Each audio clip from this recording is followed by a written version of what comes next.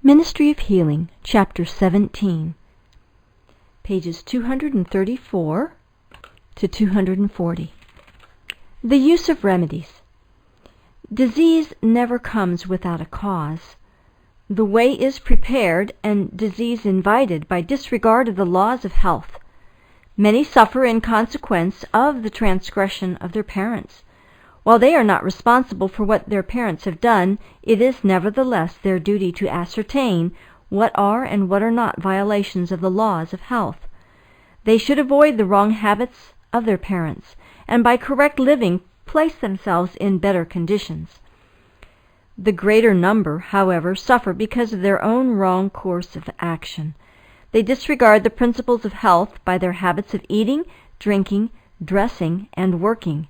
Their transgression of nature's laws produces the sure result. And when sickness comes upon them, many do not credit their suffering to the true cause, but murmur against God because of their afflictions. But God is not responsible for the suffering that follows disregard of natural law. God has endowed us with a certain amount of vital force. He has also formed us with organs suited to maintain the various functions of life, and He designs that these organs shall work together in harmony. If we carefully preserve the life force and keep the delicate mechanism of the body in order, the result is health. But if the vital force is too rapidly exhausted, the nervous system borrows power for present use from its resources of strength, and when one organ is injured, all are affected. Nature bears much abuse without apparent resistance. She then arouses and makes a determined effort to remove the effects of the ill treatment she has suffered. Her effort to correct these conditions is often manifest in fever and various other forms of sickness. Rational remedies. When the abuse of health is carried so far that sickness results, the sufferer can often do for himself what no one else can do for him. The first thing to be done is to ascertain the true character of the sickness and then go to work intelligently to remove the cause. If the harmonious working of the system has become imbalanced by overwork, overeating, or other irregularities, do not endeavor to adjust the difficulties by adding a burden of poisonous medicines. Intemperate eating is often the cause of sickness, and what nature most needs is to be relieved of the undue burden that has been placed upon her. In many cases of sickness, the very best remedy is for the patient to fast for a meal or two, that the overworked organs of digestion may have an opportunity to rest. A fruit diet for a few days has often brought great relief to brain workers. Many times a short period of entire abstinence from food, followed by simple moderate eating, has led to recovery through nature's own recuperative effort. An abstemious diet for a month or two would convince many sufferers that the path of self-denial is the path to health. Rest as a remedy. Some make themselves sick by overwork. For these, rest, freedom from care, and a spare diet are essential to restoration of health. To those who are brain-weary and nervous because of continual labor and close confinement, a visit to the country where they can live a simple, carefree life, coming in close contact with the things of nature, will be most helpful. Roaming through the fields and woods, picking the flowers, listening to the songs of the birds, will do far more than any other agency toward their recovery. In health and sickness, pure water is one of heaven's choicest blessings. Its proper use promotes health. It is the beverage which God provided to quench the thirst of animals and man. Drink freely. It helps to supply the necessities of the system and assists nature to resist diseases. The external application of water is one of the easiest and most satisfactory ways of regulating the circulation of the blood. A cold or cool bath is an excellent tonic. Warm baths open the pores and thus aids in the elimination of impurities. Both warm and neutral baths soothe the nerves and equalize the circulation. But many have never learned by experience the beneficial effects of the proper use of water, and they are afraid of it. Water treatments are not appreciated as they should be, and to apply them skillfully requires work that many are unwilling to perform. But none should feel excused for ignorance or indifference on this subject. There are many ways in which water can be applied to relieve pain and check disease. All should become intelligent in its use in simple home treatments.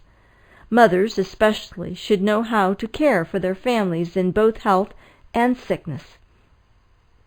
Action is a law of our being. Every organ of the body has its appointed work, upon the performance of which its development and strength depends. The normal action of all the organs gives strength and vigor, while the tendency of disuse is toward decay and death. Bind up an arm, even for a few weeks, then free it from its bands, and you will see that it is weaker than the one you have been using moderately during the same time. Inactivity produces the same effect upon the whole muscular system. Inactivity is a fruitful cause of disease. Exercise quickens and equalizes the circulation of the blood, but in idleness the blood does not circulate freely, and the changes in it, so necessary to life and health, do not take place. The skin, too, becomes inactive. Impurities are not expelled as they would be if the circulation had been quickened by vigorous exercise. The skin kept in a healthful condition, and the lungs fed with plenty of pure, fresh air. This state of the system throws a double burden on the excretory organs, and disease is the result. Invalids should not be encouraged in inactivity. When there has been serious overtaxation in any direction, entire rest for a time will sometimes ward off serious illness, but in the case of confirmed invalid, it is seldom necessary to suspend all activity. Those who have broken down from mental labor should have rest from wearying thought, but they should not be led to believe that it is dangerous to use their mental powers at all. Many are inclined to regard their condition as worse than it really is. This state of mind is unfavorable to recovery and should not be encouraged.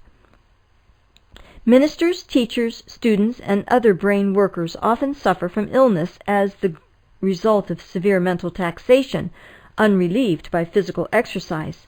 What these persons need is a more active life. Strictly temperate habits, combined with proper exercise, would cure both mental and physical vigor, and would give power of endurance to all brain workers. Those who have overtaxed their physical powers should not be encouraged to forego manual labor entirely. But labor, to be of the greatest advantage, should be systematic and agreeable. Outdoor exercise is best. It should be so planned as to strengthen by use the organs that have become weakened, and the heart should be in it. The labor of the hands should never degenerate into mere drudgery.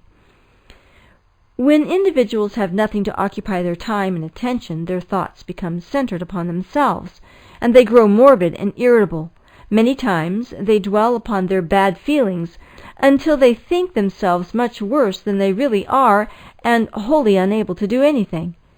In all these cases, well-directed physical exercise would prove an effective remedial agent. In some cases, it is indispensable to the recovery of health. The will goes with the labor of the hands, and what these invalids need is to have the will aroused. When the will is dormant, the imagination becomes abnormal, and it is impossible to resist disease. Inactivity is the greatest curse that could come upon most invalids. Light employment in useful labor, while it does not tax mind or body, has a happy influence upon both. It strengthens the muscles, improves the circulation, and gives the invalid the satisfaction of knowing that he is not wholly useless in this busy world.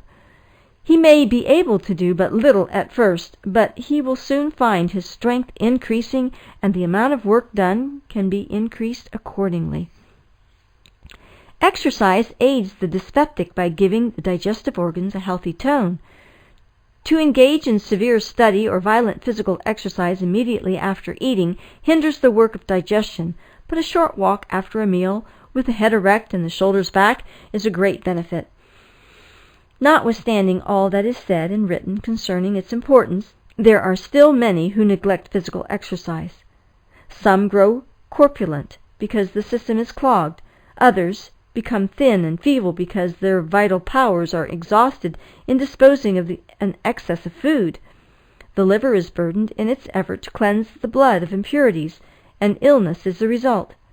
Those whose habits are sedentary should, when the weather will permit, exercise in the open air every day, summer or winter.